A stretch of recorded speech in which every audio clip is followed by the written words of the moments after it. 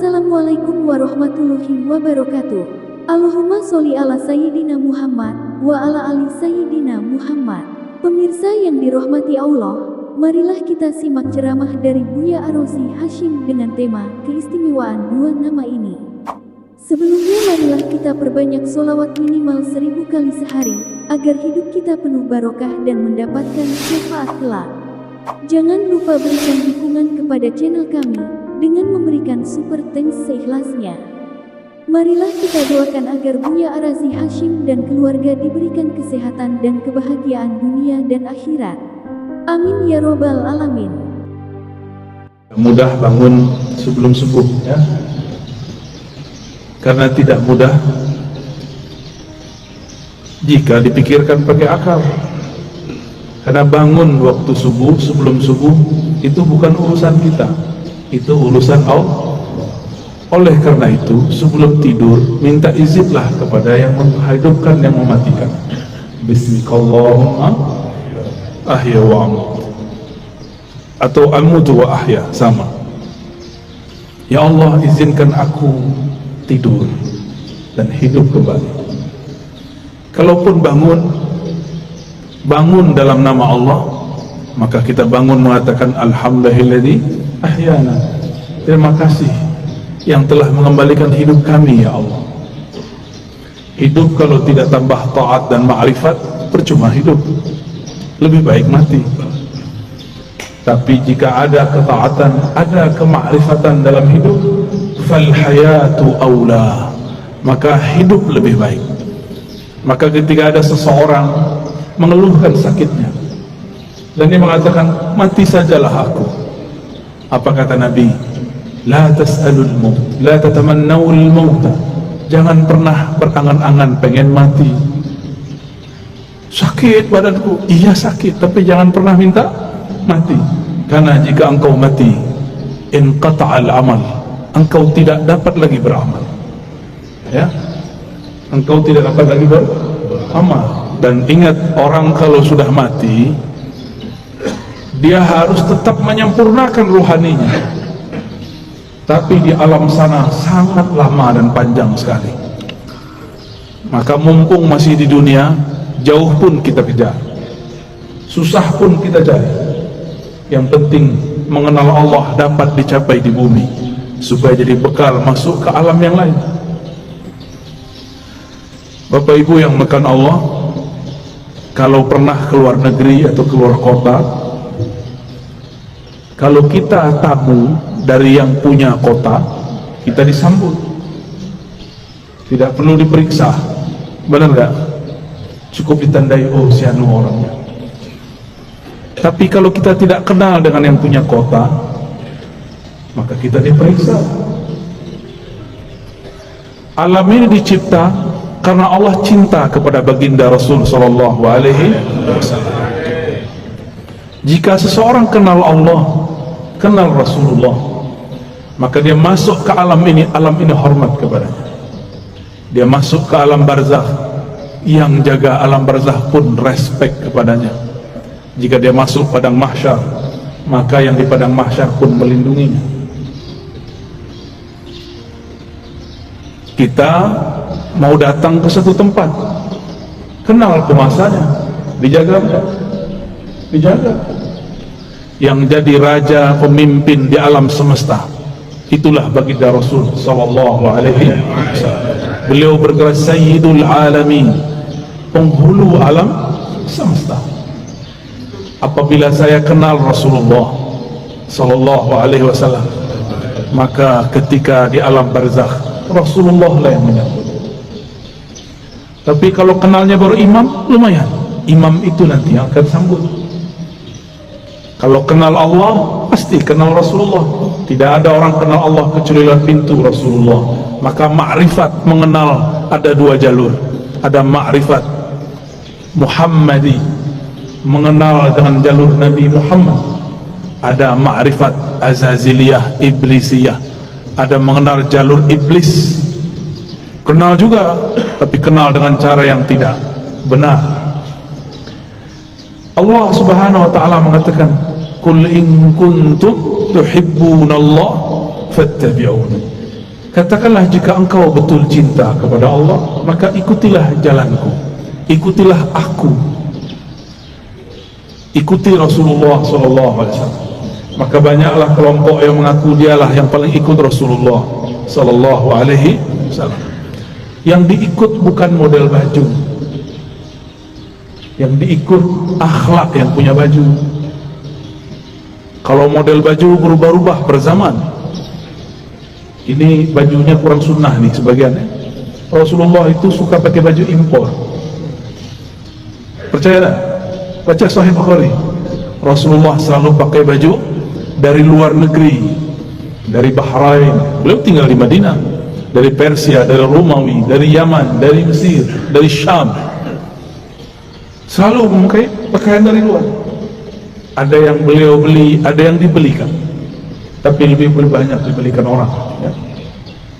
Karena setiap kali ada orang datang, kasih beliau SAW hadiah. Bahkan dalam hadis yang sangat masyhur, ada seseorang memberi hadiah kepada Nabi SAW. Baru saja dipakai, tiba-tiba ada yang angkat tangan, wahai Rasulullah, demi Allah, berilah aku jubah yang kau pakai. Hadis riwayat Imam Muslim. Rasulullah tolak. Rasulullah itu Abul Arwah, Abul Alamin, bapaknya alam semesta. Karena beliaulah alam ini Allah cipta. Maka jika ada anak-anaknya minta, tidak mungkin beliau tolak. Bukan saja manusia, semua yang di alam ini meminta, pasti beliau terima. Maka beliau mengatakan, baik, diamlah sebentar, biar aku pakai dulu, biar senang dulu yang memberi. Kira-kira begitu kalau dia maknai. Nabi mengatakan, diam sejenak, aku pakai dulu. Dipakai sebentar, berpindahlah keharuman beliau sebagian kepada jubah itu. Baru beliau memberikan kepada orang itu. Tapi setelah itu ribut, sahabat-sahabat marah kepada yang meminta. Tapi apa kata yang meminta? Tahukah kalian untuk apa aku meminta ini? Aku meminta jubah Rasulullah untuk menjadi kain kafanku jika aku masuk kubur. Jadi beliau ingin dapat bau Rasulullah SAW. Keharuman Nabi tercium sampai ke langit. Beliau baru lahir, disambut oleh semua malaikat. Beliau bagi main-main, diinteli, disorot oleh malaikat-malaikat. Mereka ingin pastikan, inikah orang yang harum itu? Begitulah kata Jabir ibn Samurah, Anas bin Malik, dan sahabat-sahabat yang lain. Tidaklah Nabi melewati satu tempat, melainkan tempat itu ada harum Rasulullah di sana. Ketika Nabi pergi, harumnya masih tersisa. Sallallahu alaihi wasallam. Itulah sebabnya Imam Malik, guru dari Imam kita Muhammad bin Idris Asy-Syafi'i, jika beliau masuk kota Madinah, beliau langsung melepaskan sendalnya dan berjalan di bawah, tidak menggunakan kendaraan apapun. Lalu orang-orang bertanya, itu raja-raja masih naik kendaraan, kenapa engkau nyengker jalan kaki? Apa jawaban Imam Malik yang wafat 179 Hijriah, sudah jauh setelah Rasulullah, tidak bertemu fisik Rasulullah sallallahu alaihi wasallam. Apa kata beliau? Aku malu di mana ditaruh wajah Malik. Dia berjalan dengan kakinya yang gagah di atas kendaraannya yang megah, tapi di bawah tanah ada jasad Rasulullah sallallahu alaihi wasallam. Oleh karena itu Allah muliakan Imam Malik bin Anas dengan memandang Rasulullah setiap kali dia tidur. Ma bittu lailan illa wa ra'aitu an-nabiyya sallallahu alaihi wasallam. Tidaklah aku tidur melainkan aku bermimpi memandang Rasul sallallahu alaihi wasallam. Berdasarkan hadis ini, riwayat-riwayat ini dan kisah Imam Malik, orang-orang semuanya beradab kepada Rasulullah. Satu kali Rasulullah sallallahu alaihi wasallam berganti mimbar. Tadinya bersandar di pohon pelepah atau belahan-belahan pohon kurma. Tiba-tiba ada orang Rum, orang Syam, mereka baru datang ke Madinah, tapi langsung masuk Islam. Ahli mebel, tahu mebel ya? Dia bisa buat mimbar Rasulullah. Ini termasuk mimbar, ini mimbar namanya. Ini bukan panggung, tapi mimbar cuma kegedean. Lalu Nabi naiklah ke atas mimbar. Ketika Nabi memulai mau mengajar di atas mimbar, tiba-tiba beliau dan para sahabat mendengarkan suara seperti orang merindu, seperti pengantar dari pembawa acara kita yang sangat merindukan Rasul sallallahu alaihi wasallam. Ternyata suara dilihat tidak ada anak-anak, tidak ada orang-orang, tidak ada siapapun yang menangis. Rasulullah mengerti, maka beliau mengatakan, yang menangis itu pohon kayu yang aku jadikan sandaran. Sekarang aku tinggal karena ada mimbar yang baru. Maka beliau turun sejenak. Itu tiang pohon dielus-elus, hanna hanina. Dia sedang merindu kepada Rasulullah, ditinggal oleh Rasulullah. Maka Nabi ajak dia ngobrol. Kamu pilih bersamaku atau masuk surga? Kalau kita ditanya begitu, maunya apa? Masuk surga. Samalah dengan kayu. Kata si kayu, masuk surga wahai Rasulullah. Ya, tinggian dikit daripada onta ya. Kalau onta datang kepada Rasulullah ngaku masalah perut, punggungnya sakit, ngadu kepada Rasul, mengadukan perasaan perut dan punggungnya yang berat. Lain dengan si pohon, dia mengadukan masalah, ingin selalu jadi sandaran Rasul. Nabi kasih kesempatan, bersamaku atau surga? Jawabannya apa? Ya, kalau si pohon jawabnya apa? Kayu bilangnya apa? Surga, karena kayu tidak punya akal. Kalau kayu punya akal, dia akan jawab bersama engkau wahai Rasulullah. Ya, jadi yang berhati kayu minta surga dia ya. Berarti di dalam kayu ada ruh yang merindu. Tidak mungkin kayu bisa nangis jika tidak ada ruh di dalamnya. Maka di sini ada ruh. Ada ruh. Di alam semesta ada ruh. Kalau bahasa kawan-kawan ilmu pengetahuan, ada energi. Di alam semesta ini bertebaran energi yang aktif. Elektromagnetik kata orang, dan itu tarik menarik. Apa yang membuat dia paling tertarik? Yaitu sosok baginda Rasul sallallahu alaihi wasallam, atau siapapun yang terhubung kepada Rasulullah sallallahu alaihi wasallam. Maka datanglah seseorang kepada baginda Rasul sallallahu alaihi wasallam, minta izin untuk cium tangan dan kakinya. Ada lagi orang datang karena tidak ada Rasulullah sudah dikubur. Maka datanglah kepada khadam Rasulullah, pelayan Rasulullah, Sayyidina Anas. Orang ini mengatakan, ya Anas, manakah mata yang dulu mata itu memandang Rasulullah? Izinkan aku mengecup mata. Ada lagi yang datang kepada Jabir, datang kepada sahabat-sahabat lain, mengatakan, manakah tangan yang dulu tangan engkau pernah bersentuhan dengan tangan Rasulullah sallallahu alaihi wasallam? Izinkan aku mengecupnya, memegangnya. Begitu dulu mereka merindukan Rasulullah sallallahu alaihi wasallam, yang tidak dapat memegangnya, maka pandanglah siapa yang pernah memandangnya sallallahu alaihi wasallam. Tiadalah mukmin memandang Rasul sallallahu alaihi wasallam kecuali bertambah cintanya. Tiadalah kafir memandang Nabi kecuali bertambah kufurnya. Tiadalah munafik memandang Nabi sallallahu alaihi wasallam kecuali bertambah kemunafikannya. Maka memandang Nabi pun bukan tanda orang itu selamat. Dengan apa dia memandang? Abu Jahal pandang Muhammad bin Abdullah atau Muhammad Rasulullah. Siapa yang dipandang oleh Abu Jahal, Abu Lahab? Muhammad bin Muhammad, anak saudaraku. Dia tidak pandang Muhammad Rasulullah sallallahu alaihi wasallam. Suatu kali Jabir ibn Samurah diajak jalan-jalan oleh Rasulullah sallallahu alaihi wasallam. Sampailah di suatu tempat. Tiba-tiba ada seorang ibu-ibu membawakan anak kecil, mengatakan, wahai Rasulullah, anakku diganggu jin setiap hari. Lalu Nabi cukup pegang dada itu si anak, ditepuk-tepuk. Wahai musuh Allah, keluarlah.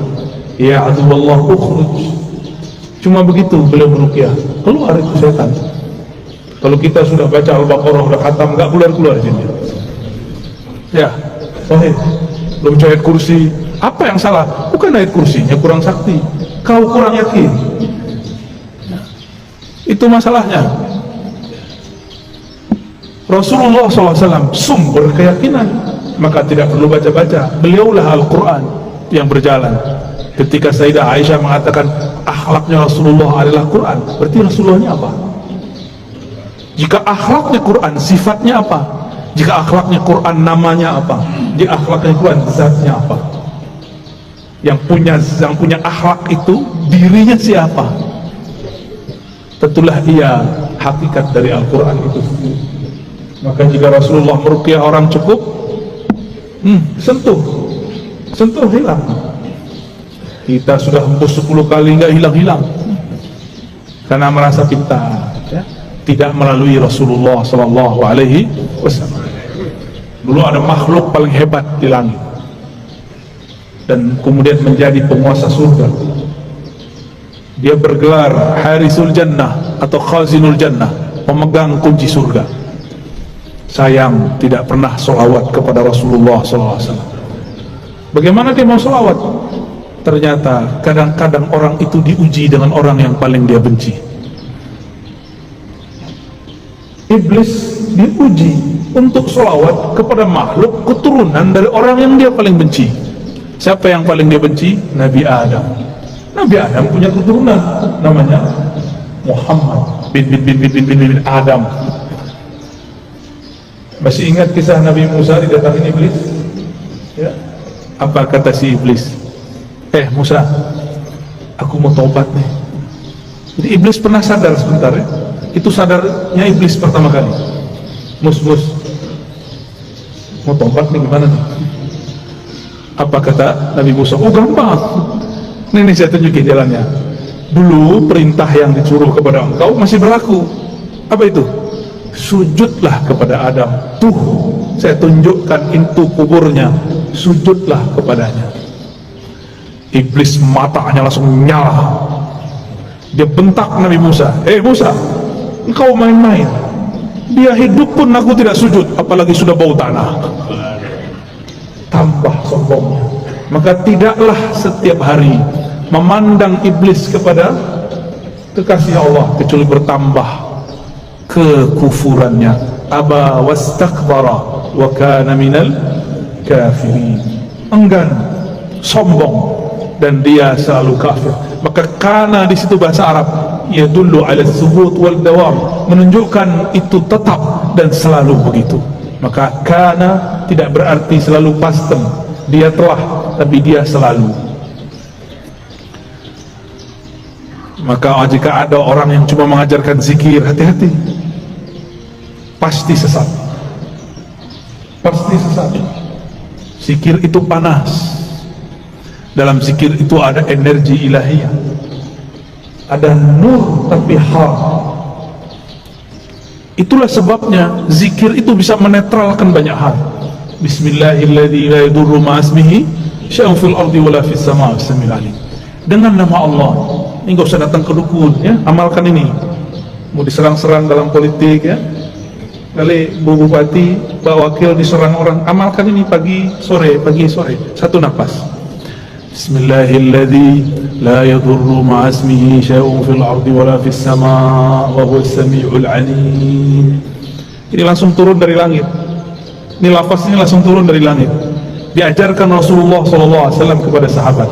Diriwayatkan oleh Imam Abu Dawud dengan nama Allah. Bismillah allazi, yang mana la yadurru ma'asmihi, tidak ada yang akan merusak, mengganggu siapa yang bersama namanya. Maksudnya apa? Gak ada yang ganggu, baik dari langit ataupun dari bumi. Namanya Allah. Allah titipkan semuanya ke dalam qalbu Rasulullah Sallallahu Alaihi Wasallam. Maka orang yang datang kepada Allah lewat pancaran qalbu Rasulullah, dia langsung diterima.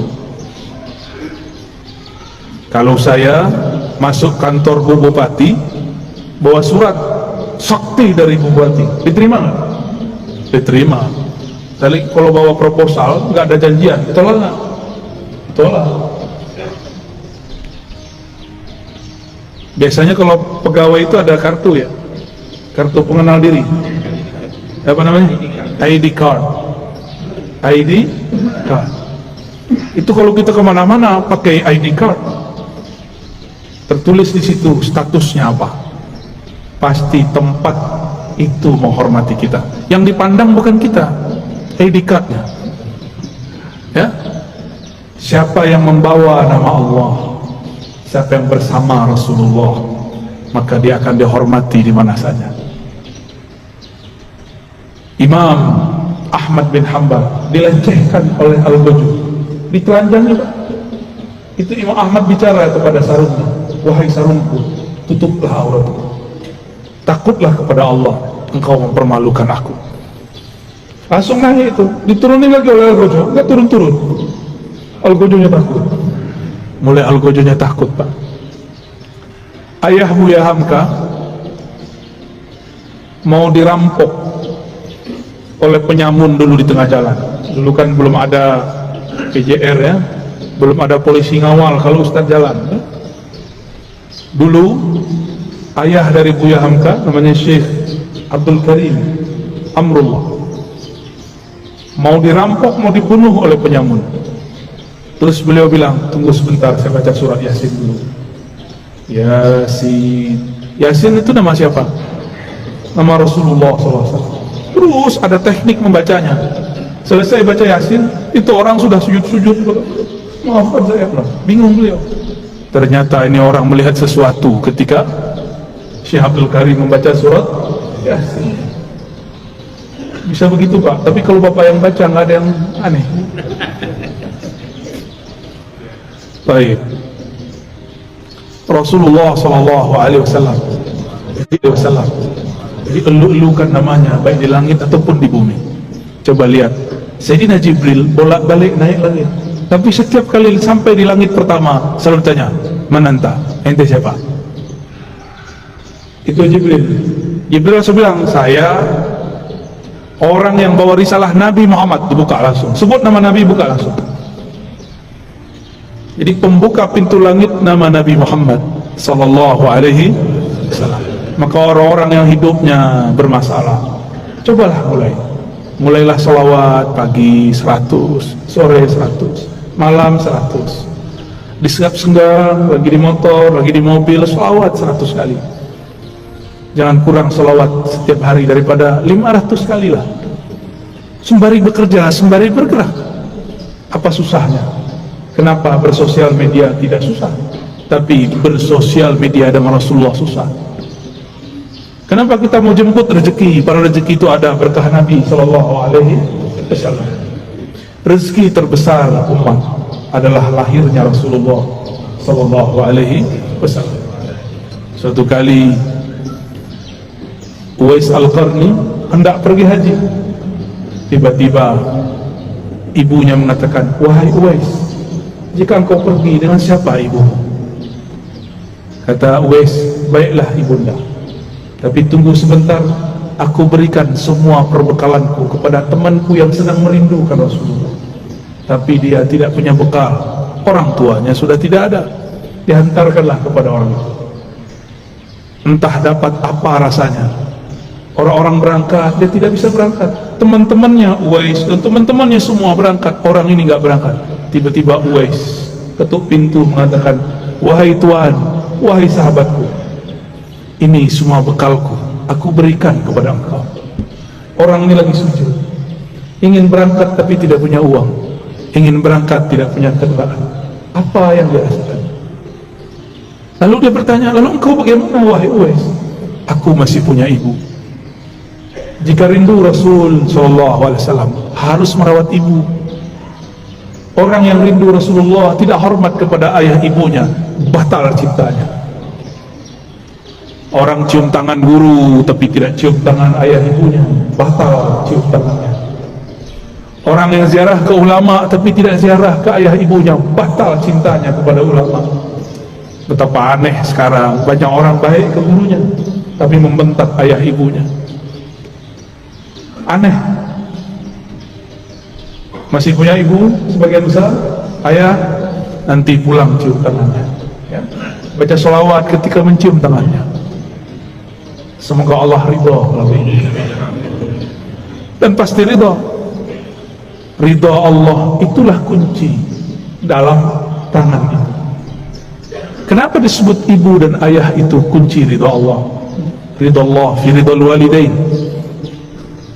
Karena merekalah kita ada secara fisik, secara rohani kita ada karena ruhaniah Rasulullah. Maka Rasulullah Nur Muhammad, ruhnya disebut Ahmad, disebut Ummul Arwah, induknya semua ruh. Muhammad, nurnya disebut Abul Arwah, bapaknya semua ruh. Ini cuma istilah, bahwa salah satu bersumber darinya. Inilah yang sering kita katakan ketika Allah menciptakan alam semesta. Apa yang Allah lakukan pada alam? Allah menciptakan alam ini supaya alam ini sempurna dengan menyembahnya. Allah tetap sempurna tanpa disembah alam. Allah ciptakan alam supaya alam itu sempurna dengan menyembahnya. Disebut dalam Quran liya'budun, untuk menyembahku. Siapakah yang paling sempurna menyembah Allah? Rasulullah SAW. Siapakah yang paling kenal Allah?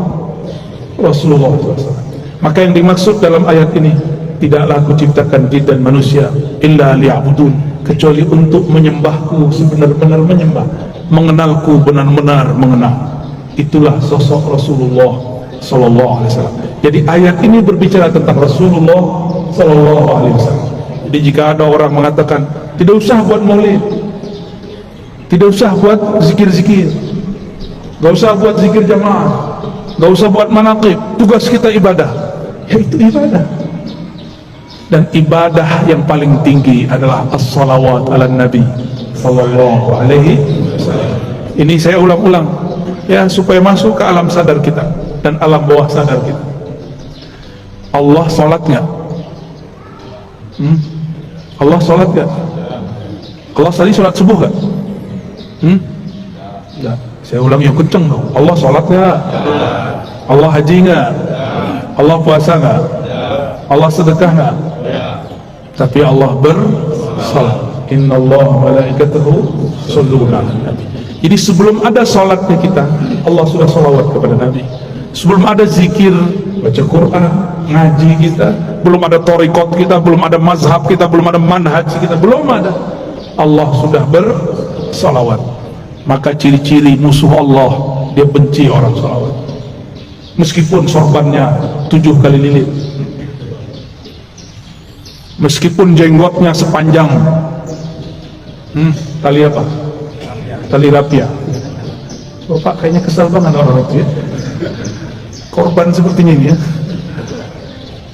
Nggak ngaruh ya, tidak ngaruh, tidak berpengaruh Bapak Ibu yang mengatakan Allah, karena sholawat itu adalah fiilnya Allah.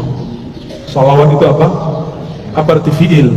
Kerjanya Allah. Dengan sholawat itulah Allah menciptakan alam.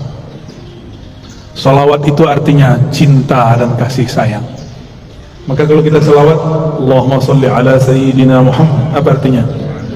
Ya Allah, sampaikan cinta, salam, kasih sayang kepada baginda Nabi Muhammad.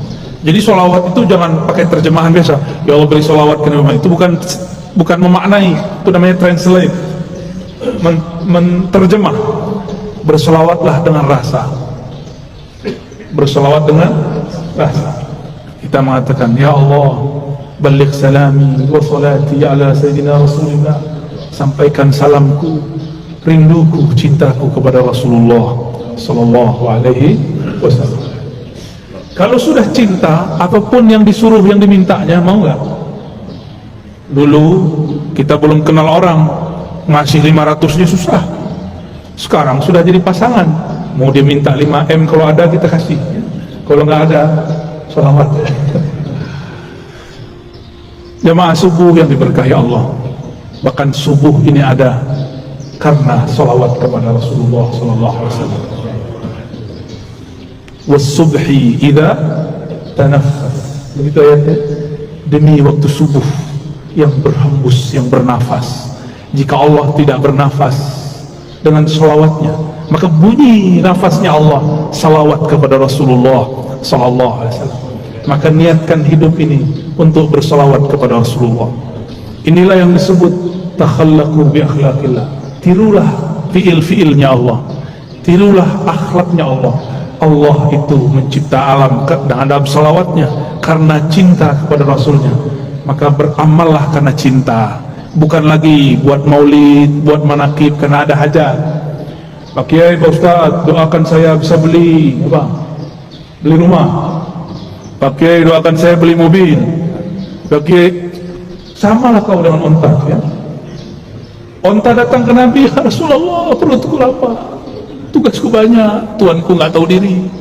Onta datang nangis, yang dikadukannya bukan ya Allah Rasulullah izinkan aku bersamamu, nggak ada dia ngomong gitu. Onta, paham onta? Si kayu ngomong, aku ingin di surga aja. Tapi beda dengan Abu Bakar, beda dengan Umar, beda dengan Utsman, beda dengan Ali. Mereka ingin jadi pintu-pintunya Rasul. Maka ujung dari pintunya Rasulullah, pintu terdekat Sayyidina Ali. Apa kata beliau? Aku kota ilmu, alilah pintunya. Maka tiada satu mazhab, satu manhaj, satu aliran, satu pemikiran yang sahih kecuali sanadnya bersambung kepada Sayyidina Ali. Tapi syaitan tidak tinggal diam. Dia buatlah, dia campur adukkanlah cinta kepada Ali dengan benci kepada sahabat. Namanya kelompok Rafidhah, kelompok yang membenci sahabat Rasul sallallahu alaihi wasallam. Ya, kita cinta Sayyidina Ali, cinta juga sahabat Rasul. Ini perbedaan kita dengan Syiah Rafidhah. Mari berguru kepada orang bersanad, nanti bersambung kepada Sayyidina Ali. Lebih kurang itu pengantar rindu yang dapat saya sampaikan. Ya, di sela-sela rihlah. Rihlah artinya perjalanan. Dulu Rasulullah buat rihlah. Insyaallah kalau ada kesempatan kita teruskan. Ada tanya jawab? Baik, tafadhol. Kita ada tiga orang penanya saja. Pertama, aku yang sudah mencapai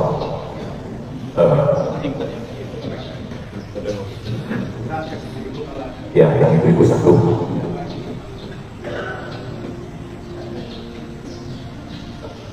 Apa itu?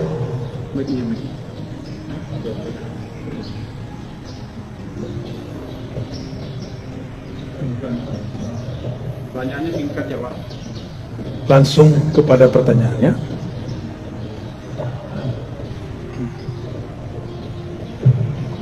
Assalamualaikum warahmatullahi wabarakatuh. Selamat. Sebelumnya mengucapkan Marhaban. Semoga puji dari Allah Subhanahu wa Ta'ala. Amin. Pertanyaannya terkait dengan penciptaan Allah, apanya Allah. Saya pernah mendengar bahwa Allah mencipta itu menggunakan apapun untuk makhluk, tetapi dari bagian hal ini tidak menggunakan kata kun dan menggunakan usaha apa. Kemudian kun itu di situ ada kata ka dan nun. Yang pertama adalah kamal nun dan kamal nun. Jadi redaksinya, tulisannya yang kamal nun itu apa? Yang kamal nun yang pertama. Satu aja ya. Bagi-bagi Pak ya. Terima kasih. Ya. Rasulullah sallallahu alaihi wasallam tidak dicipta dengan kun. Rasulullah itu dihembuskan dengan rahmahnya. Tapi tetap saja hukum jasadiahnya, karena keturunan Bani Adam pasti ada kun, tapi kunnya tunduk kepada rahmat Allah. Inna rahmati sabaqat ghadabi. Ya. Ukuran makhluk kalau diusir, dilempar pakai batu dan tai, itu melaknat orang yang lempar. Nah ini coba lihat, antum bener nggak berguru ke ulama wali Allah, dikritik dikit marah, ya. Beda sedikit marah, beda politik ngomong, bukan wali Allah itu. Cuma dibentak dikit langsung laknat, cuma beda fikrah pemahaman langsung ente sesat, ente bid'ah. Wali apaan gitu? Pewaris apaan begitu? Pewaris Rasulullah, qalbunya mirip-mirip Rasulullah sallallahu alaihi wasallam, walaupun tidak sama tapi mirip-mirip. Jika dicaci dia balas mendoakan kebaikan. Kalau kita dicaci pakai orang gimana? Laknat Allah atas ente. Betul ya? Tapi kalau Rasulullah dicaci orang, apa kata beliau? Ya Allah, jadikan yang mencaciku ini keturunannya percaya kepada Engkau, beriman kepadaku. Beda dengan Nabi Nuh. Nabi Nuh udah capek dakwah 900 tahun. Antum baru ngomong 9 menit ke anak udah marah-marah ya. Nabi Nuh 900 tahun wajar. Tahun 950 tahun umurnya. Beliau sudah capek. Takdirnya berjalan begitu. Beliau berdoa, ya Rabb, tolong hancurkan umatku, karena kalau mereka punya keturunannya pasti kafir. Nabi Nuh ini dosa adab, tapi ini bukan dosa, wajar, sudah 900 tahun, tapi bagi Nabi ini dosa. Belum terjadi dia sudah berburuk sangka, ya Allah kalau mereka jadi pasti kafir. Itu masalah Nabi Nuh. Masalah siapa? Nabi Nuh. Jangan ulangi kesalahan itu. Baca surat Nuh ya. Di surat Hud lain lagi ya Pak Hud ya. Surat Nuh baca cuma dua halaman, gak sampai. Pelajaran besar. Karena nabi-nabi pun tidak sesempurna Nabi Muhammad SAW. Yang sempurna rahmatnya bulat turun itu ke Nabi Muhammad SAW. Maka siapa yang jadi pewaris Nabi Muhammad, pasti kalbunya dipenuhi rahmah, gak ada benci ya. Ini orang sedikit benci, gak ada kebencian. Tegas boleh ya. Saya kalau tegas-tegasan, mungkin bapak kabur juga kali ya, kebakar semua paling. Kita tahan energi ini. Jangan sampai energi semangat ini keluar luber sebelum saatnya. Rasulullah itu kalau perang Pak, perang itu nggak perlu dijaga, walaupun tetap ada yang jaga. Ada sahabat Nabi, kakinya itu betis yang kekar itu belah dua oleh tombak, kena tombak. Datang kepada Rasulullah. Datang kepada Rasul, darah mengalir deras. Nabi cuma bilang bismillah, sembuh. Jadi Nabi itu giginya ompong, itu perlu dipertanyakan riwayatnya, maksudnya apa itu? Ini sekedar menunjukkan sisi manusiawinya. Nabi lagi sandiwara sebenarnya. Nabi ini suka begitu. Nabi itu orang yang paling pintar memerankan kelemahan, karena kunci-kunci ada pada dia. Orang yang punya aset-aset hebat tidak mungkin sombong, karena khawatir nanti ketahuan. Kata Rasulullah, inni khabba'tu du'ai. Setiap nabi punya doa mustajab, tapi aku inni khabba'tu du'ai da'wati, aku simpen doaku itu. Rasulullah ternyata nggak keluarkan di sini, keluarkan nanti di hari kiamat. Doa yang harusnya jatah Rasulullah di sini, beliau simpan nanti untuk kita di akhirat. Beliau tidak egois. Maka ulama pewaris Rasulullah tidak egois. Jika ada yang nyerang dia tidak ngamuk. Bapak bid'ahkan saja. Bapak katakan saya sesat, katakan saja. Saya tidak akan balas dengan kata-kata yang sama. Saya malu kepada Rasulullah sallallahu alaihi wasallam. Maka saya mengajak kepada para kiai, para ulama habaib, malulah kepada Rasulullah, malulah kepada kakekmu. Kakekmu tidak emosional, kok engkau emosional. Kakekmu penuh dengan kasih sayang, kok engkau penuh dengan kebencian. Berdakwahlah dengan manhaj kakekmu, bermazhablah dengan mazhab qalbu beliau, mazhabur rahmah. Maka bernamalah Rasulullah rahmatan lil, rahmat bagi alam. Bahkan orang kafir pun dapat rahmat Nabi, apalagi orang yang percaya. Jadi musuh kita nanti bukan di luar Pak. Dajjal itu gampang bagi Imam Mahdi. Musuh kita paling berat sesama muslim saling mengkafirkan, sesama muslim saling benci.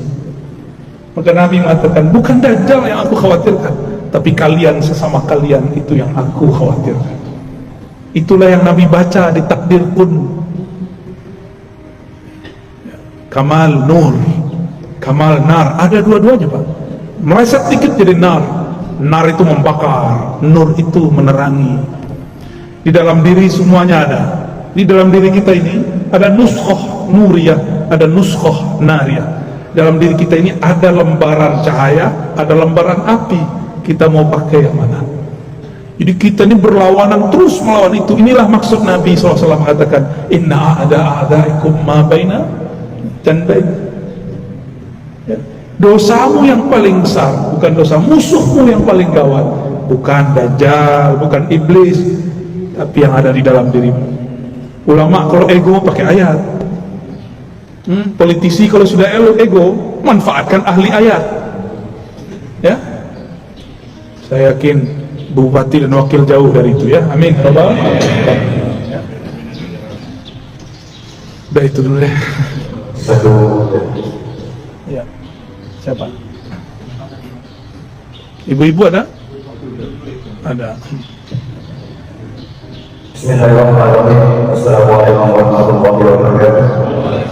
Allahumma ya salli ala Muhammad. Allahumma ya salli ala Muhammad. Allahumma ya salli ala Muhammad dari akhir. Amin. Alhamdulillah pada hari ini, pada subuh hari ini kita bisa bersama langsung saja pertanyaannya ya tentang masalah arwah. Kalau pada dunia ini kita mempunyai bapak jasmani kita kan, kalau kita rindu berkasih sayang atau kasih yang mudah kita untuk menemuinya, lalu bagaimana akses kita untuk menemui atau berkasih sayang atau menemui dengan arwah kita? Ya. Baik. Assalamualaikum warahmatullahi wabarakatuh. Caranya dengan hadis Nabi, tuba liman ra'ani wa liman ra'aman ra'aman ra'aman ra'aman ra'ami 1000 kali. Kalau Nabi mau, Nabi teruskan sampai 1000 kali. Beruntung yang memandangku, beriman kepadaku, atau yang memandang orang memandangku, atau yang memandang dia, yang memandang dia, yang memandang dia, yang memandang dia. Yang enggak bertemu sahabat Nabi, bertemu murid Nabi. Yang enggak bertemu muridnya sahabat Nabi, bertemu muridnya lagi, begitulah. Jadi cara paling mudah, jangan jauh-jauh dari orang bersanad. Jangan hanya bernasab. Nabi Nuh pun punya anak yang durhaka kepada beliau. Kalau cuma nasab tak cukup, harus nasaban wasanadan. Nasabnya nyambung, oke. Yang paling penting lebih sambung adalah sanad ilmunya kepada Rasulullah SAW. Maka ada namanya Abul Ulum, bapak pengetahuan, itu Sayyidina Ali. Carilah orang-orang yang terhubung ilmunya kepada imam-imam mazhab, karena semua imam mazhab terhubung kepada Sayyidina Ali. Jika ada mazhab tidak terhubung kepada Sayyidina Ali, hilang. Coba lihat, ada mazhab Zahiri, Imam Daud Az-Zahiri, dia dulu mazhab Syafi'i, lalu kemudian mengkritisi mazhab Syafi'i, lalu dia buat mazhab sendiri, tidak terhubung kepada sanad Imam Syafi'i. Imam Syafi'i berguru ke Malik, Malik berguru kepada Ja'far, Ja'far berguru kepada ayahnya, kakeknya, terus sampai kepada Sayyidina Ali. Nggak ada mazhab kecuali lewat Sayyidina Ali. Thariqat, kalau ada thariqat tidak jalur Sayyidina Ali, tidak jalur Sayyidina Khidir, tidak jalur Sayyidina Nabi SAW, habis. Kullu sanadin inqata'a ila sanadi. Semua sanad yang tidak sumbernya dariku, maka sanadnya terputus. Kalau thariqat mesti Sayyidina Ali, Sayyidina Abu Bakar. Kalau rohani langsung kepada Rasulullah SAW. Ya. Jadi bagaimana caranya kalau kita rindu kepada Bapak Ruh? Temuilah orang yang terhubung kepada Bapak Ruh, yaitu ulama yang kolbunya nyambung kepada kolbu Rasulullah Sallallahu Alaihi Wasallam. Ya, karena ini zamannya sudah mulai krisis. Cari orang bersanad, orang bertarekat, orang berijazah, orang yang dapat ijazah Quran, itu salah satu pewaris Qurannya Nabi. Orang yang dapat ijazah fikih, ini pewaris Nabi. Orang dapat ijazah ilmu ma'rifatullah zikir, mereka juga sama ahli tariqat sufi, mereka juga pewaris Rasulullah Sallallahu Alaihi Wasallam. Gak usah langsung saja pakai buku Sahih Bukhari, itu terputus. Langsung saja ke YouTube, tariqat kita ya, tariqat al-YouTubiyah. Kalau sudah kenal, sudah ketemu minimal sekali, amalkan saja yang di YouTube-nya, ya, sah jadi muridnya. Amin. Amin. Amin. Ya. Udah ya? Terjawab? Silakan.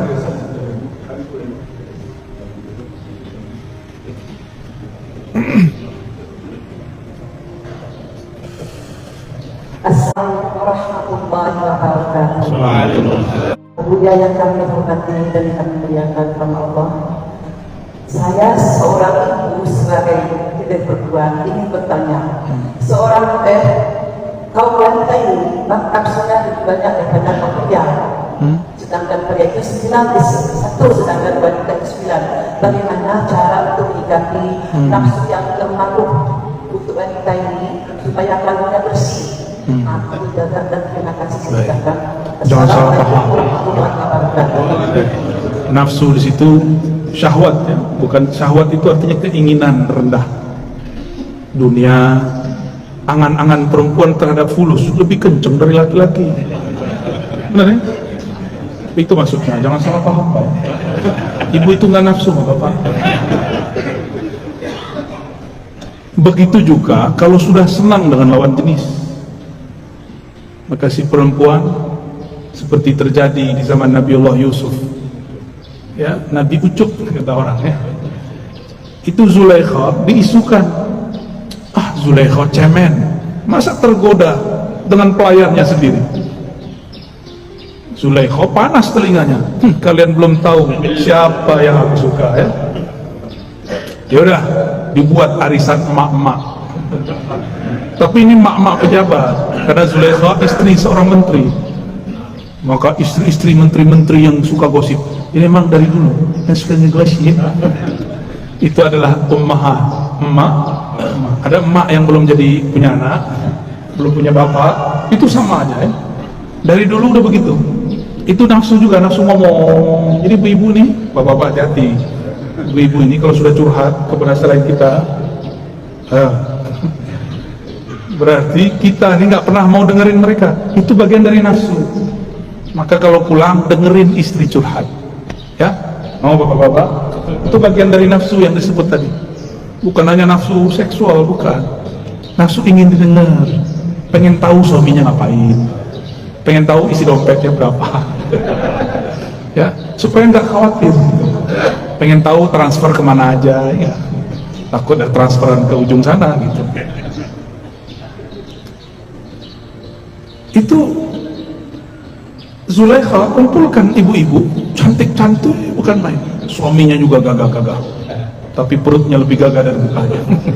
Biasa istri pejabat ya, suaminya udah kayak kita Pak, ada kemajuan perut ya, betul ya. Ya alhamdulillah, tanda lumayan makannya enak ya. Menghibur diri Pak, aslinya malu gitu nih ya. Saya agak tinggian dikit jadi gak ketahuan, aslinya lumayan. Ketika ibu-ibu sedang asik memotong apel, memotong buah-buah segar dari tepian kebun-kebun Sungai Nil, disuruhlah sang ganteng abadi. Ucup, jawab, sini Cuk, anterin dong, minta dianterin makanan. Jalanlah Nabi Yusuf yang tadi sedang motong-motong, nggak sadar. Mereka tidak motong tangan, tapi kegores berdarah tangannya, dia nggak sadar. Sudah berdarah dia nggak sadar. Itu debus paling hebat itu ya. Ibu-ibu ini usah belajar debus, pandang aja orang cakep ya. Tiba-tiba Nabi Yusuf dipanggil, mereka semuanya terkagum. Apa kata mereka? Ya Rob, ini bukan manusia, ini malaikat. Jadi mereka bilang ini bukan manusia. Emang ada malaikat begitu? Enggak, itu yang manusia, Nabi Yusuf alaihissalam. Wah, makanya jangan ganteng-ganteng amat Pak, repot ya. Jadi mukanya nggak usah dikasih apa namanya, pembersih itu. Udah lo begitu aja laku. Ibu-ibu tuh baru perlu tuh ya pembersih bedak, nggak apa-apa. Kalau kita nggak usah. Nabi Yusuf wajahnya lebih cantik daripada perempuan, lebih gagah dari panglima. Dilihat gagahnya gagah, dilihat halus lembutnya sangat lembut. Sampai satu ruas di wajahnya mereka mengatakan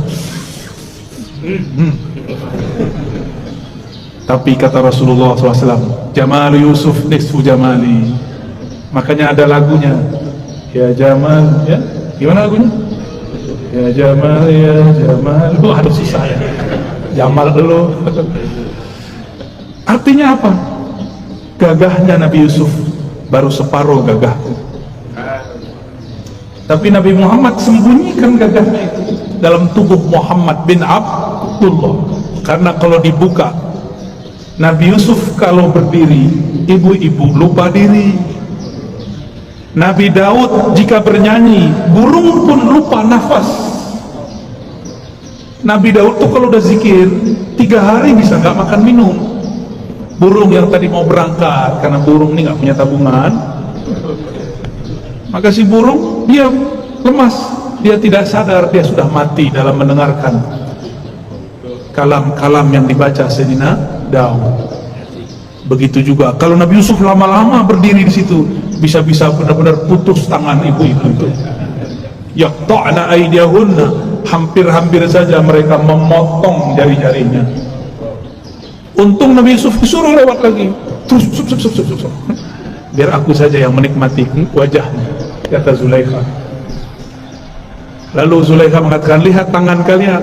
Kagetlah mereka, tangannya sudah berdarah-darah tapi tidak terasa sakitnya. Begitulah kalau melihat sang kekasih yang hakiki, sakit pun kita jalani, benar kan? Itulah kata mak-mak dulu, yang penting sama kamu, jual gorengan juga nggak apa-apa, yang penting sama kamu walaupun hidup susah. Suaminya ngomong gitu, siap hidup susah nggak? Seharusnya ibu-ibu jangan begitu, ya. Bapak-bapaknya disuruh ngomong, siap hidup enak nggak? Bisa gitu nggak? Gak ada ngomong gitu, Pak. Bilangnya selalu siap hidup, seharusnya bukan begitu. Siap membersamaiku, susah senang, itu baru suami keren, Pak. Masa hidup ngajak susah? Ya, jadi kalau bapak-bapak ini mau menikah lagi, ngomongnya gimana? Tidak lagi. Gimana ngomongnya? Siap hidup bersamaku, senang ataupun susah, berjuang bersama. Begitu. Sok-sok bisa berjuang lagi susah, paling juga cerai. Jika Nabi Muhammad tampilkan semua keindahannya, maka tiada sahabat yang berani berjalan di depan Nabi, hidup makan depan Nabi, nggak ada yang berani. Imam Malik dibukakan Allah rahasia Nabi, nggak berani jalan pakai sendal, nggak berani jalan pakai onta, pakai kuda. Imam Malik. Kita kan nggak sadar hak makom guru kita, ya. Kalau tahu nggak bakal berani, Pak. Ya. Guru-guru kita itu disegani di langit sana. Cuma kalau dia kata-katanya kasar, oh dibenci di langit sana. Orang yang paling disayangi di langit, orang yang paling sayang di bumi. Ar-Rahimun yarhamhum Ar-Rahman. Orang yang penyayang disayangi Rahman, pemilik aras, pemilik langit bumi. Irhamu man fil ard yarhamukum man fis. Sayangi yang di bumi, yang di langit pasti sayang kepadamu. Maka ada rumusan kaidahnya. Yang paling disayang di langit oleh malaikat dijadikan gosip. Jadi malaikat suka gosip, Bu. Kalau ibu sayang kepada makhluk, maka kalau ada kucing kasih makan, ada anjing kasih makan, jangan ditabrak, ya. Kalau semut jangan dibunuh kecuali sudah mengganggu, ya. Nabi mengatakan, laula annal kilab ummatun minal umam la amartu bi qadriha. Seandainya anjing itu bukan umat daripada umat-umat, jadi umat Nabi bukan hanya kita, umat Nabi, ummah makhluk yang dia muncul dari daripada induk alam semesta, yaitu Rasulullah SAW. Semua itu umat Rasul. Jadi anjing itu umat Rasul, kucing umat Rasul, semuanya umat Rasulullah. Sayangi, pohon-pohon itu umat Rasulullah. Kalau nggak pohon mana bisa datang kepada Nabi? Nabi kalau lewat, pohon diluk atau diluk, nunduk. Pohon tahu kalau yang datang Rasulullah. Betapa kerasnya hati, lebih keras dari pohon. Rasulullah lewat namanya, kita cuek-cuek aja. Sallallahu alaihi. Lalu bagaimana supaya nafsu tidak besar? Nafsu itu lawannya cuma satu, puasa. Puasa ada dua, puasa zahir, puasa batin. Sesuai hadis yang sahih itu, Nabi mengatakan, jika engkau sedang berpuasa lalu ada orang menyerangmu, mengata-ngataimu, falyaqul inni shaim, katakan aku sedang puasa. Berarti itu puasa batin. Melihat sesuatu yang kita pengen, puasa batin. Ya, jadi puasakan jiwa, nanti jiwa tunduk kepada akal dan qalbu. Jangan selalu diperturutkan. Ya, itu Bu paling. Jadi ibu-ibu ini punya suami walaupun pakai jilbab, pakai cadar, itu galaunya sama semua. Serius Pak, nafsunya sama, mungkin lebih besar. Kolbunya harus bergantung kepada Allah, cintanya harus lewat Rasulullah. Banyak-banyak sholawat di rumah, undang nur Rasulullah ke rumah, insya Allah kolbunya lebih sejuk. Ya, karena alam ini kalau tidak ada nama Nabi itu gak beres. Maka masalah apa aja dimasukkan sholawat beres. Ada masalah, minta kepada Allah, ya Allah, hambamu sedang masalah. Bukan masalah ini ingin diselesaikan ya Allah, tapi aku khawatir jika masalah ini tidak selesai, qalbuku terganggu mengingat engkau, terganggu bersalawat kepada Rasul engkau. Maka kita minta rezeki bukan karena rezekinya, supaya kita tambah dekat kepada yang memberi rezeki. Kita ini pengen ditunaikan hajat bukan karena si hajat itu, tapi supaya mudah bersalawat kepada Rasul.